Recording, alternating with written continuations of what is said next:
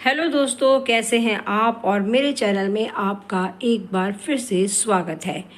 आज मैं आपके सामने फिर से एक कहानी लेके आई हूँ। कहानी दिलचस्प है, थोड़ी सी आपको डरावनी भी लग सकती है।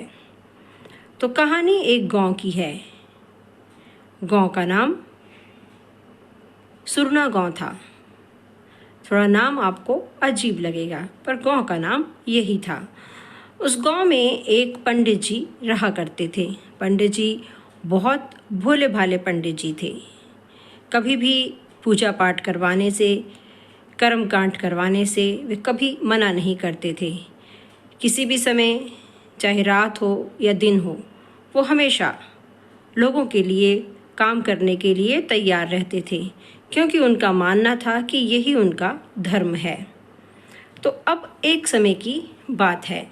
तो दोस्तों, एक समय की बात है, पंडित जी से मिलने के लिए दोपहर के समय जब कड़क धूप थी, उस समय एक आदमी आता है। उसका पहनावा थोड़ा अजीब था। सिर पे बहुत बड़ी टोपी लगा रखी थी। पैरों के जूते भी बहुत बड़े बड़े थे और पैर उसके बहुत छोटे थे। पंडित जी सोचते हैं कि इस आदमी ने इतनी बड़ी टोपी और इतने बड़े बड़े शूज़ यानी कि जूते पहने हुए हैं, ये चल कैसे रहा होगा और इतनी भारी टोपी इसने कैसे संभाली होगी। तो पंडित जी बोलते हैं, जाने दो, ये किस मकसद से आया है, मैं इसको पूछ लेता हूँ। तब पंडित जी उसको पूछते हैं कि तुम मेरे पास किस लिए आए हो। तब वह कहता है कि पंडित जी, हमारे यहाँ शादी है और मैंने सुना है कि आप किसी भी समय आके शादी ब्याह कोई भी कर्म कांड हो, आप करवाने से कभी मना नहीं करते। इसलिए मैं बहुत उम्मीद लेके आया हूँ। आपको इस शादी में ज़रूर आना है और आप हमसे जो कुछ मांगेंगे बदले में हम आपको देंगे। पंडित जी बोलते हैं कि ठीक है, मैं आ जाऊँगा, लेकिन ये शादी कहाँ है। तो वो बोलता है कि जो पहाड़ियाँ बनी हुई हैं आपके गांव की, उन्हीं पहाड़ियों में जंगल है और उन जंगलों में ही हमारा घर है और उस घर में नदी के किनारे हमको शादी करनी है, तो आप ज़रूर आना। पंडित जी को थोड़ी हैरानी होती है कि वहाँ तो कोई गांव नहीं है, पर फिर भी पंडित जी बोलते हैं कि अब मैंने इसको हाँ तो कर दी है, अब मैं इसको ना कैसे करूँ। पंडित जी बोलते हैं कि ठीक है, मैं निर्धारित समय पे आ जाऊँगा, आप मुझे बता दो कि शादी का क्या वक्त है। तब वह इंसान यानी कि वो आदमी कुछ अजीब सी बात करता है। बोलता है कि हम आपको किसी भी वक्त अचानक बुला सकते हैं। तो पंडित जी बोलते हैं कि ठीक है। अब वो आदमी बोलता है कि आप अपनी जो आपने ज़ुबान दी है हमको, उससे मुकरना मत। पंडित जी बोलते हैं, नहीं, मैं कभी भी अपनी ज़ुबान से नहीं मुकरता और मेरा तो काम ही यही है, पूजा पाठ शादी ब्याह करवाना, तो मैं ज़रूर तुम्हारी शादी में आऊँगा। तो वह पंडित जी को कुछ पैसे, कुछ रुपए दे के चला जाता है। पंडित जी भी खुश होते हैं कि चलो, आज के दिन की मुझे मिल गए, थोड़ी से जो पैसे मिलने थे उससे भी मेरा गुजारा हो जाएगा। वैसे तो पंडित जी के पास धन की कोई कमी नहीं थी, लेकिन हर कोई चाहता है कि चलो, जब काम करना है तो उसके बदले में कुछ ना कुछ मिले। तो वह पंडित जी को कुछ मुद्राएं, वो भी सोने की दे के चला जाता है। पंडित जी हैरान होते हैं कि इसके पास सोने की मुद्राएं कहाँ से आई, जबकि इसके वेशभूषा तो बहुत ही अलग है। फिर पंडित जी सोचते हैं कि जाने दो, इतना क्या सोचना। अब पंडित जी आराम से अपने यानी कि वो बहुत जल्दी आ गया होता है वो आदमी उसके पंडित जी के से मिलने। तो पंडित जी उसके जाने के बाद अपनी पूजा पाठ करते हैं।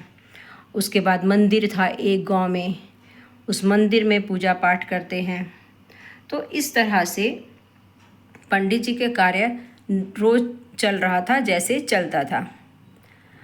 अब एक समय की बात थी, पंडित जी को किसी दूसरे गांव से शादी का न्योता आता है।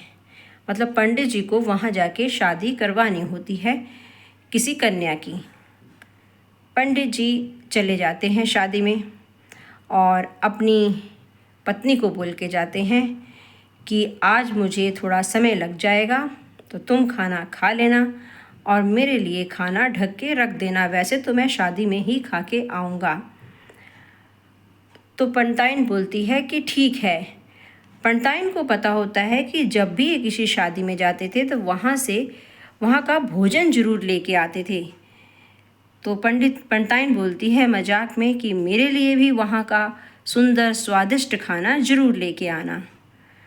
पंडित जी हंसते हैं, बोलते हैं कि तुम कभी नहीं मुझे भूलने देती, जब भी मैं घर से जाता हूँ तो हमेशा याद दिलाती हो कि मेरे लिए भी ब्याह का खाना लेके आना।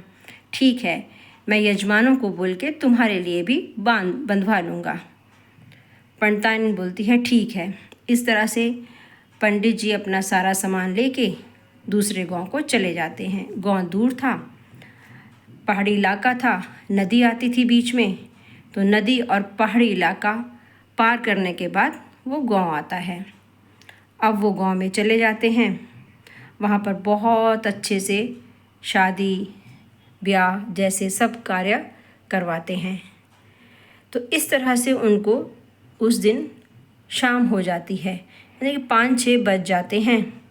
अब वो सोचते हैं कि अब 5-6 बज गए हैं, इन्होंने मुझे इतना सारा सामान भी दे दिया साथ में, अब भोजन रहने देता हूँ, क्या क्या उठाऊँगा मैं।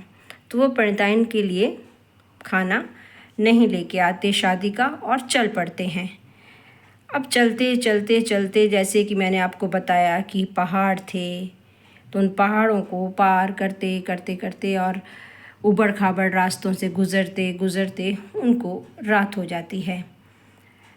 तो उसी वक्त जब वे नदी के किनारे पहुंचते हैं तो देखते हैं कि एक बहुत ही सुंदर सा गांव है, बहुत उजाला हुआ पड़ा है यहाँ पर।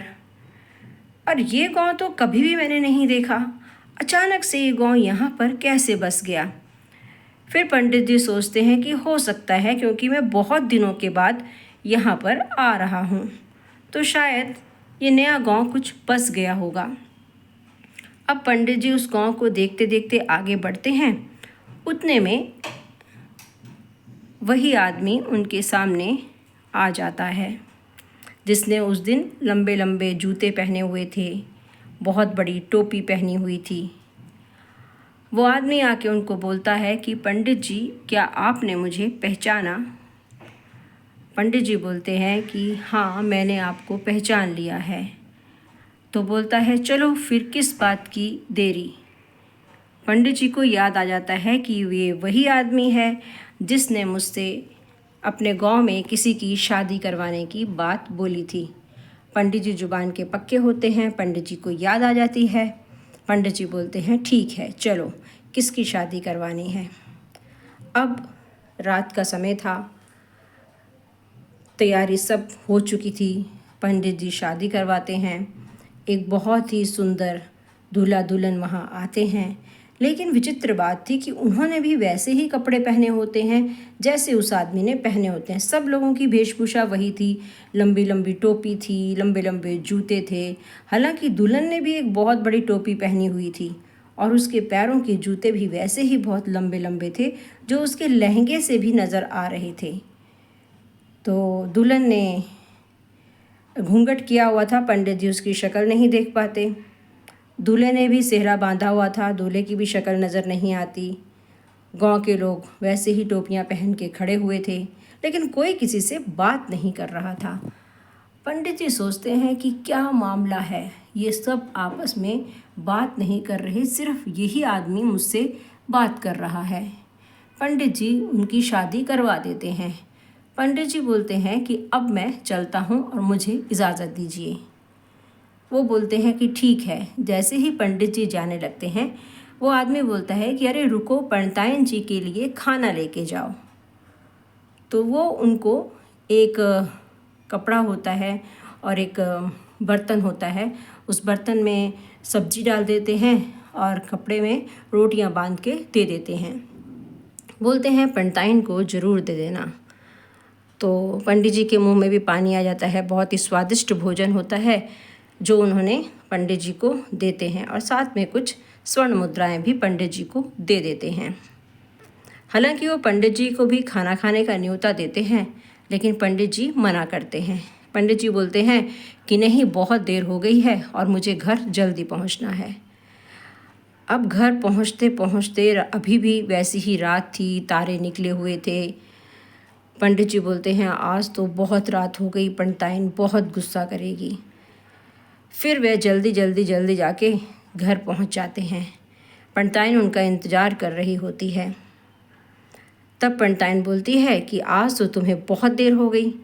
पंडित जी बोलते हैं कि मुझे आज 2 विवाह करवाने पड़े, एक तो जिन्होंने मुझे बुलाया था और एक का न्योता मुझे बहुत पहले मिला था, तो वो अचानक से मुझे मिल गए। उन्होंने बोला आज ही हमें विवाह करवाना है, लेकिन मैं अभी तक समझ नहीं पाया कि वो गांव नया बसा हुआ था, कहाँ से इतने लोग आए मुझे कुछ नहीं पता, और कुछ विचित्र भी लग रहे थे।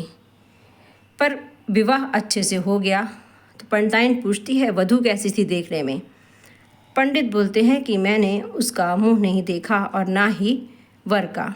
हाँ, उन्होंने मुझे कुछ स्वर्ण मुद्राएं दी हैं, ये देखिए। पंडिताइन को दिखाते हैं पंडित जी। तो पंडिताइन बहुत खुश होती है, बोलती है क्या मेरे लिए खाना लेके आए? तो पंडित जी बोलते हैं कि पहली वाली शादी से तुम्हें नहीं ला सका, लेकिन दूसरे वालों ने तुम्हें खाना दिया है। तो पंडिताइन बोलती है चलो जल्दी से खोलते हैं और खाते हैं। अब पंडिताइन जैसे ही उस पतीले को खोलती है तो क्या देखती है, बोलती है ये क्या लेके आए हो तुम मेरे लिए? पंडित बोलता है खाना लेके आया हूँ, बहुत अच्छी महक आ रही थी। बोलती है इसमें तो खाना नहीं है, इसमें तो पत्थर ही पत्थर हैं, जैसे कि नदी के किनारे होते हैं, और रोटियों की जगह बहुत बड़े बड़े पत्ते हैं। पंडित जी हैरान रह जाते हैं कि उन्होंने तो मुझे खाना ही डाला था और ये घर आते आते पत्थर कैसे बन गए। पंडित जी हैरान परेशान। फिर पंडित जी को समझ में आता है कि उस रात को जो मैंने शादी करवाई थी वो कोई इंसान नहीं थे, बल्कि वो भूतों की टोली थी और मैंने भूतों की शादी करवा दी। पंडित जी और पंडिताइन जी बहुत घबरा जाते हैं और इस सदमे से पंडित जी काफ़ी दिनों तक बीमार रहते हैं। हालांकि बाद में वो ठीक भी हो जाते हैं। अब इस बात को जब वह गांव में किसी को भी बताते थे तो गांव वाले विश्वास नहीं करते थे, क्योंकि वो बोलते थे कि नदी के किनारे तो हम भी गए हैं वहाँ पर, वहाँ कोई गांव था ही नहीं, आपको ये कोई सपना आया होगा। पंडित पंडितानी अब किसी को ज़्यादा नहीं बताते, क्योंकि भूतों ने तो उसके बदले में उनको स्वर्ण मुद्राएं तो असली ही दी थी। तो दोस्तों, आपको कैसी लगी मेरी ये कहानी? अगर अच्छी लगी है तो लाइक और शेयर ज़रूर कीजिएगा और चैनल को सब्सक्राइब करना भी मत भूलिएगा। धन्यवाद मेरे इस वीडियो को अंत तक देखने के लिए।